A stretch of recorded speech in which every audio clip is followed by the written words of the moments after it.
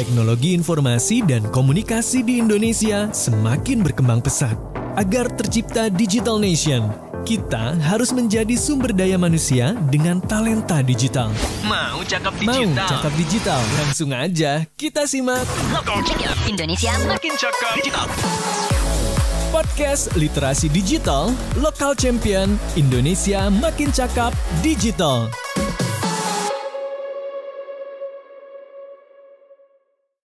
Assalamualaikum warahmatullahi wabarakatuh. Halo, apa kabar nih teman-teman Siberkreasi? Kita ketemu lagi di podcast Literasi Digital Siberkreasi bersama Bintang Cahya. Dan kali ini kita masih di podcast Lokal Champion Makin Cakap Digital. Wow.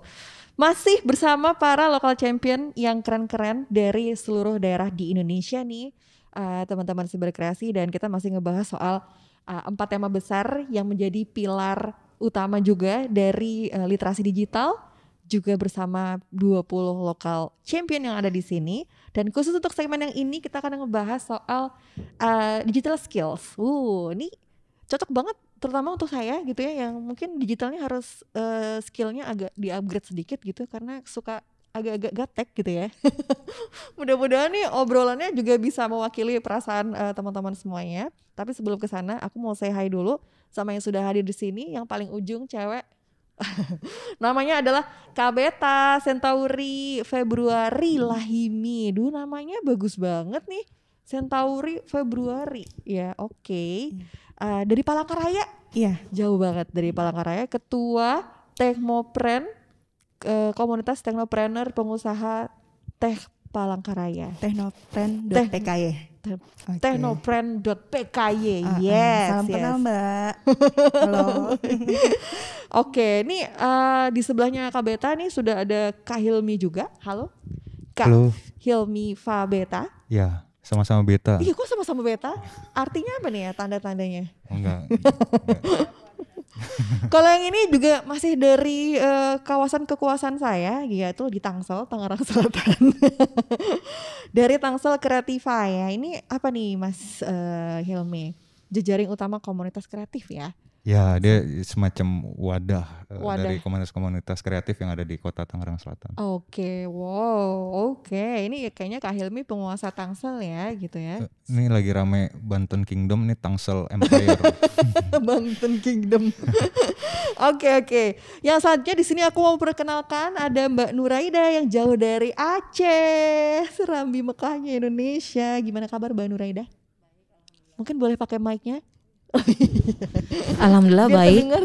Alhamdulillah baik ya. Di kalau Mbak Nuraida ini adalah sahabat difabel Aceh. Iya, ya. betul. Jadi ini adalah organisasi non pemerintah tentang layanan terapi dan edukasi anak dengan disabilitas. Iya, betul. Oke, gimana kabarnya nih Mbak di Aceh sana? So far so good. Ya, so far so good. Alhamdulillah. Alhamdulillah. Oke, salam untuk teman-teman difabel yang ada di sana. Baik. Lalu aku ketemu dengan Mas Ketut Yudhistira, ini dari Jakarta, co-founder dari Kok Bisa. Halo. Apa kabar Mas Ketut? Baik. Aku panggilnya Mas Ketut atau Beli Ketut nih ya? Mas aja. Mas aja. Oke, ini adalah platform edukasi dengan video cerita beranimasi. Boleh diceritain sedikit gak nih Mas Ketut, apa sih Kok Bisa ini?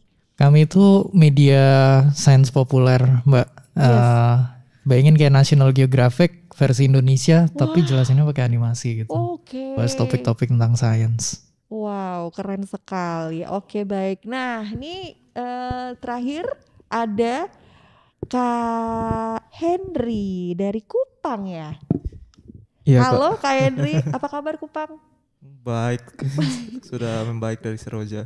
Oh iya bener, ini dari sekolah Musa ya, sekolah yang memfasilitasi pengetahuan multimedia bagi warga di NTT. Iya, tepat sekali. Oke, boleh tahu diceritain sedikit nih Mas Henry, sekolah Musanya seperti apa sih gambarannya? Kalau kami sendiri bisa dibilang komunitas lebih Komunitas tepatnya ya?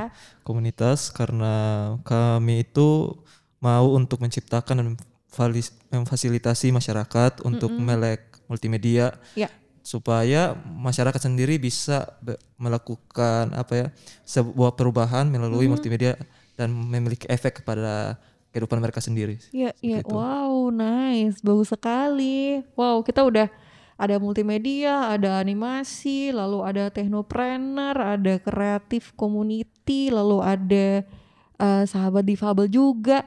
Karena kita topiknya adalah tentang digital skills nih teman-teman, pengen tahu deh kira-kira kalau dari masing-masing institusi yang teman-teman representatif ini gitu ya, seperti apa sih peran dan kontribusinya terhadap digital skills ini sendiri gitu. Mungkin boleh diceritain dari mana dulu ya yang mau ya. Mungkin dari Mbak Nuraida deh, yang dari Aceh. Silakan Mbak, gimana nih? Jadi kami sahabat difabel Aceh itu komunitas keluarga awalnya ya. Keluarga yang punya anak disabilitas. Yes. Khususnya yang cerebral palsy. Nah, kemudian kita membentuk itu dari tahun 2013, kemudian berubah menjadi yayasan tahun 2017. Kemudian di tahun 2017 kita sudah mulai mempromosikan layanan yang ada melalui literasi digital ini lewat media sosial. Pertamanya lewat fanpage FB, kemudian Instagram, dan kemudian kita kembangkan lewat website juga. Nah, dari situ kita sudah mulai dikenal beberapa baik lembaga maupun orang tua atau keluarga yang punya anak disabilitas. Selain itu, kita juga menyebarkan informasi lewat offline, lewat relawan-relawan kita di kecamatan, seperti itu. Oke, nah kalau dari cerita teman-teman yang lain sendiri tadi udah secara offline nih ya ceritanya, tapi kalau selama pandemi ini bentuknya seperti apa, Mbak Nuraida? sekalian. Selama pandemi ini, di awal-awal pandemi tahun lalu ya, kita terpaksa harus tutup ya. Ya banyak orang tua menyayangkan karena harus tutup ya, kita harus tutup. Terus kita kemudian melakukan kegiatan home therapy. Jadi teman-teman terapis kunjungi ke lapangan, ke rumah-rumah keluarga dan melakukan pendampingan di sana. Nah, ya tetapi sekarang ini kita sudah buka ya, dengan memperhatikan protokol kesehatan tentunya kita sudah mulai melakukan pelayanan kembali seperti biasa. Mungkin itu aja. Oke, baik. Nah, berarti sebetulnya agak lumayan terbatas ya dengan adanya pandemi ini. Mungkin tantangannya ada di situ ya, Mbak Nuraida ya. Oh iya, besar sekali. Justru karena pandemi ini kalau tidak terapi kan khawatirnya progres yang sudah ada itu mundur lagi. Iya. Jadi kita solusinya kita juga latih orang tua untuk melakukan terapi sederhana kepada anak supaya jangan mundur lagi perkembangan anaknya. Oke, dan salah satu solusinya adalah dengan si home service itu sendiri ya. Oke, nah gimana dengan dari Kak Beta deh. Kak Beta sendiri kalau dari Technopreneur PKY ini seperti apa sih peran dalam kontribusi di literasi digital ini, Kak Beta? Khususnya untuk building the digital skills-nya itu sendiri ya buat si para teman-teman yang ada di sana. Iya. Jadi Technopren.pky ini adalah komunitas ya Mbak ya. Jadi komunitas untuk merangkul anak muda di Kalimantan Tengah, Kota Palangkaraya untuk open minded terhadap dunia teknologi. Jadi baik dari sisi pengembangan skill ataupun juga berwirausaha dengan teknologi. Jadi di sini di tahun 2017 itu teman-teman masih pada bingung tuh gimana sih cara bikin startup, mulai dari mana sih, sedangkan di kota-kota besar kan udah anak muda pun sudah jadi founder, co-founder, CEO dan lain-lain.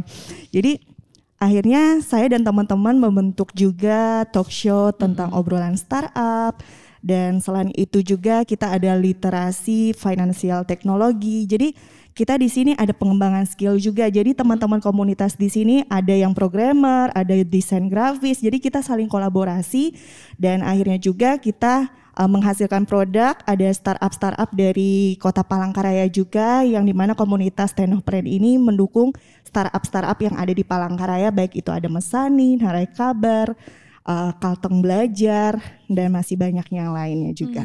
Dan sekarang udah berapa nih Technopreneur yang berhasil diajak bareng sama Kak Beta di sana? Ya, udah banyak ya? Belum terlalu banyak juga sih. Jadi kita masih, kalau 10 juga masih belum sampai 10 sih. Tapi setidaknya kita sama-sama belajar karena juga kita di daerah. Jadi kita bisa sharing dengan startup karena kita biasanya kalau untuk obrolan juga kita mendatangkan narasumber dari pusat. Kemarin juga tentang literasi via daring ya. Iya. Ininya belajarnya juga ya bareng sama si narasumbernya itu. Iya. Oke, apakah ini juga sama yang dilakukan sama Kak Hilmi gitu ya di Tangsel Kreativa? Mirip-mirip, tapi jadi ada beberapa sudut pandang pintu masuknya kenapa kita membuat Tangsel Kreatif. Yang pertama karena kita hidup di kota Tangerang Selatan yang mana itu berbatasan langsung sama Jakarta. Betul. Ya kota berbasis residensial. Akhirnya ada banyak keluarga muda punya anak-anak itu tumbuh dewasa. Ya, butuh tempat ekspresi, makanya muncul banyak komunitas. Nah, perkaranya nggak banyak yang menaungi itu. Kalaupun ada ya sekedar basa-basi, maksudnya buat ramein event perusahaan A, B, C gitu. Ya it's okay. Cuman kalau kita mau ngomongin sustain, ini butuh ada yang mewadahi. Nah maka kami mengambil posisi itu. Apa ya, dalam bahasa lain mungkin ada data sanggar, mungkin ada data pusat perbelanjaan. Tapi siapa yang punya data komunitas kreatif saat itu ya? 2012 ya. 2012 ya, cukup lama ya. Sudah sudah satu dekade. Akhirnya kita coba kita melihat hal-hal positif dari teman-teman komunitas kreatif ya. Karena kita harus membedakan komunitas kan banyak juga ya. Ada yang berafiliasi mungkin dengan religi dan seterusnya. Cuma kita fokus pada anak muda, kreativitas gitu. Nah itu coba kita rangkul, akhirnya kita berdayakan. Apa yang kita lakukan, akhirnya kita mencoba mengekspos kegiatan-kegiatan mereka melalui offline atau online, daring atau luring. Terus yang kemudian kita membuat event kolaborasi bareng. Contoh, kita pernah bikin festival literasi Tangsel. Itu salah satu motivasinya karena dari kita tuh pas baca buku, waktu itu ada kutipan Hairil Anwar. Di halaman sekian tulisannya, bukan maksudku berbagi nasib adalah kesunyian masing-masing. Waduh ini keren banget. Tapi yang ngelihat cuma personal. Gimana kalau ini kolaborasi sama anak mural. Akhirnya teks itu dibikin mural dan terus diolah ke digital dan seterusnya. Itu upaya-upaya yang kami lakukan, termasuk bikin kelas terbang, kelas digital dan beberapa hal lain lah. Oke. Mantap, itu kalau cerita dari ini ya Tangsel Kreatif ya. Nah terakhir nih mungkin pengen dijawab sama Kak Ketut, jadi Kak Ketut deh. Jadi dari Mas Ketut dan juga Kak Henry ya gitu. Kalau dari kita ngomongin literasi digital ini sendiri, gimana sih dari teman-teman berdua ini harus beradaptasi dengan yang namanya literasi digital? Jadi saling tunjukkan. Dari luar ya mungkin. Dan yang paling jauh dulu kali ya dari Kupang. Kalau literasi digital sendiri kami meresponnya itu sudah lama sebenarnya dari 2011. Jadi kami ada membuat kelas malam sebagai program kita untuk membawa multimedia ini ke publik, yaitu kami mengajarkan cara membuat multimedianya. Ya, multimedia dengan baik dan benar dan secara profesional juga. Itu kami mengajarkan pembuatan videografi, fotografi dan web design untuk kedepannya. Dan kami juga ada program Ketong Bisa. Ketong itu kalau dalam bahasa Timur itu artinya kami, berarti kami bisa atau kita bisa. Nah itu kita membuat kegiatan sosial dengan lintas komunitas untuk membantu orang-orang yang belum melek multimedia nih, kita datang, kita ajarin cara foto gini, kita buat pameran gitu. Itu semuanya itu bisa dicek di sekolahmusa.org. Oke, baik. Nah kalau yang di Jakarta sendiri gimana nih? Literasi digital ya, jadi kalau kau bisa kan bikin konten sains populer, Mbak. Literasi digitalnya skillnya adalah sebenarnya curiosity atau rasa ingin tahu gitu. Baik. Makanya namanya kok bisa gitu. Bikin orang bertanya bukan menjawab gitu. Daripada bingung saya pakai contoh aja Mbak, tapi Mbaknya mesti jawab. Mana duluan ayam atau telur? Nggak bisa jawab. Harus milih tim telur atau tim ayam.